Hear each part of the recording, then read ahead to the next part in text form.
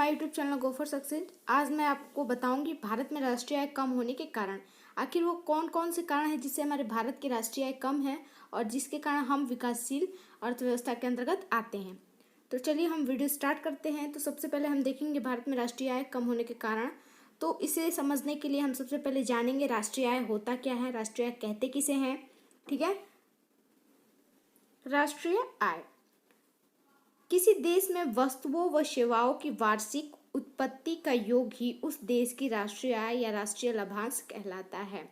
यानी कि किसी भी देश में क्या होता है, किसी भी देश में जो होता है विभिन्न व्यवसायों तथा उद्योगों द्वारा जितना भी उत्पादन एक वर्ष में होता है, मतलब किसी भी प्रकार का उद्योग हो गया, चाहे वह सरकारी हो चाहे वह प्राइवेट हो, उनसे जितना भी हमें लाभ मिलता है, उत्पादन होता है और उनका मूल्यांकन कर लिया जाता है, इसी राशि को हम राष्ट्रीय आय कहते हैं। और इस राशि में क्या होता है, सिर्फ चल संपत्ति या चल पूंजी होती है, यानी कि जो गैर पूंजी होती है उसी को लिया जाता है, अचल संपत्ति को नहीं लिया जाता, काले धन को नहीं लिया जाता।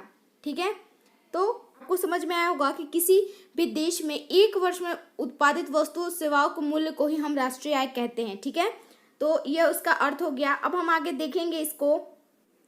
हम सबसे पहले कारण देखेंगे राष्ट्रीय आय कम होने का। सबसे पहला कारण क्या है हमारा, जनसंख्या वृद्धि की तीव्र गति। जहाँ तक हम सब जानते हैं कि हमारे देश की जनसंख्या काफ़ी अधिक है और यह लगभग 1,81,00,000 जनसंख्या प्रतिवर्ष बढ़ जाती है। यानी कि ये कम से कम आंकड़ा है कि हर वर्ष 1,81,00,000 लोग बढ़ जाते हैं, कम से कम। ठीक है, अधिक से अधिक का इसकी कोई गणना नहीं है।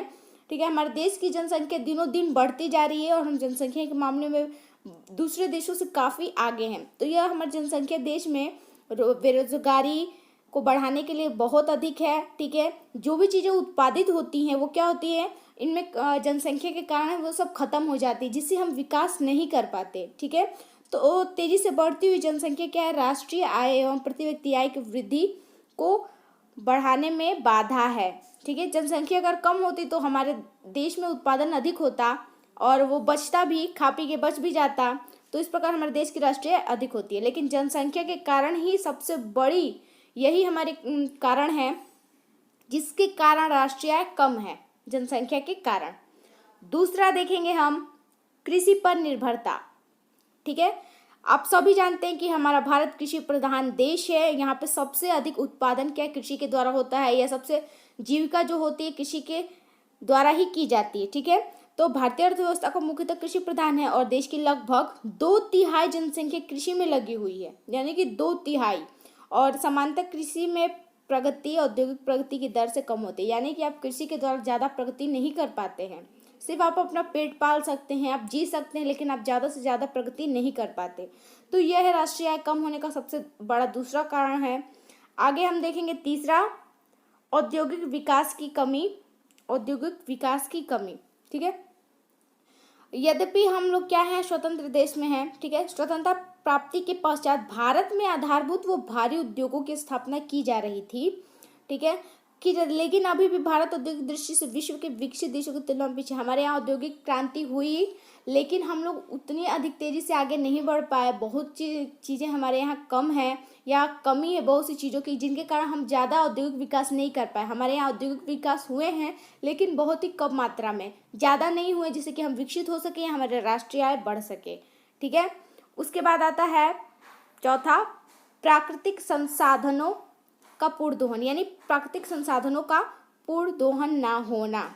ठीक है, भारत प्राकृतिक संसाधनों की दृष्टि में अत्यंत धनी देश है, यानी कि भारत में हर प्रकार की प्राकृतिक संसाधन पाए जाते हैं। हमारे यहाँ की जलवायु बहुत ही अच्छी है, हर प्रकार की जलवायु हमारे भारत में पाई जाती है और यहाँ पे प्राकृतिक संसाधन भी बहुत हैं।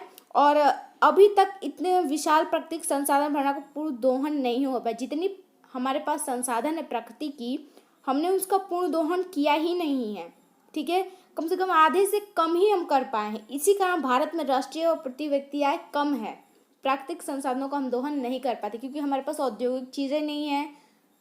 ठीक है, आगे हम देखेंगे पांचवा, पूंजी निर्माण की शिथिल गति।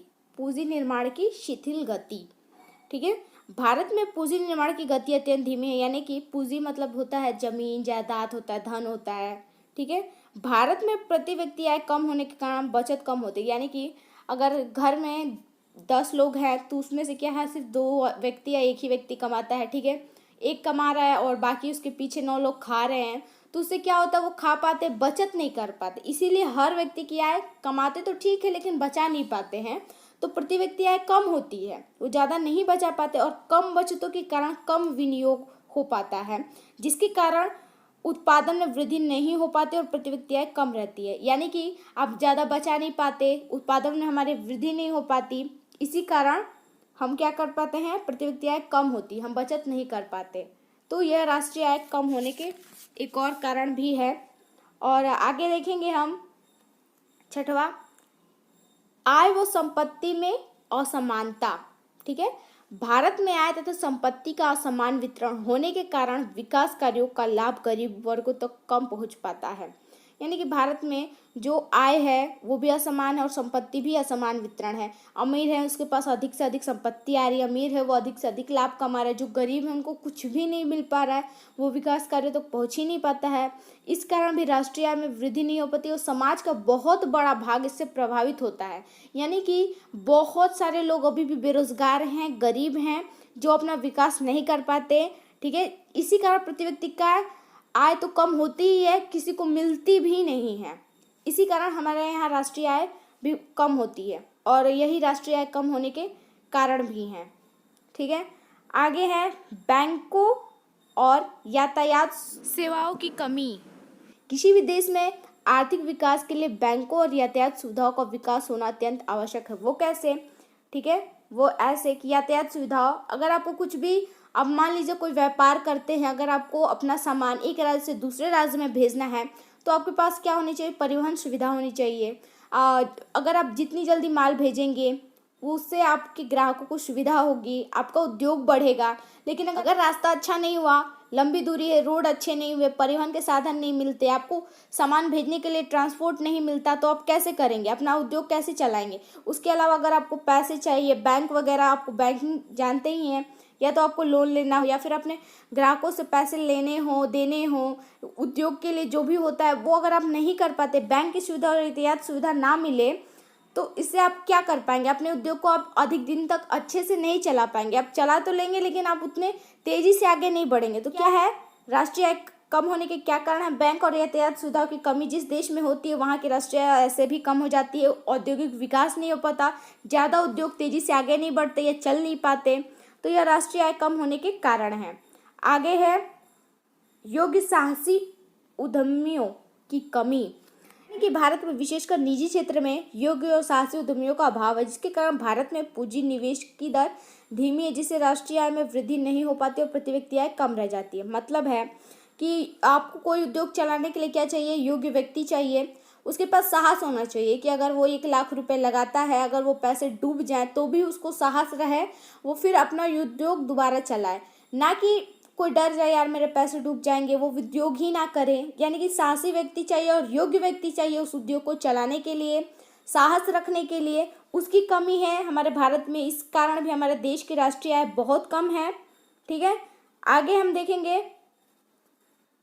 कुशल श्रमिकों का अभाव, या आखिरी है कुशल श्रमिकों का अभाव, ठीक है। आधुनिक तकनीकी और नई नई उत्पादन विधियों का प्रयोग कुशल श्रमिकों की उपलब्धता के आधार पर किया जाता है। यानी कि अगर मान लीजिए हमने कोई नई मशीन लगाई है, अगर कोई श्रमिक उसको नहीं जानता, उसके पास उतनी टेक्निकल नॉलेज नहीं है, वो जानता नहीं, उसको करने में वो कुशल नहीं है, ठीक है, तो आप कैसे उस उद्योग को अच्छे से चला पाएंगे, नहीं चला पाएंगे, ठीक है। और अशिक्षा, निर्धारणता तथा प्रशिक्षण सुविधाओं की कमी भी होती है कि आप उन मशीनों को चलाने का प्रशिक्षण दे सके या उनको चलाने की सुविधा, वो टेक्निकल ज्ञान प्राप्त कर सके, नहीं हो पाता।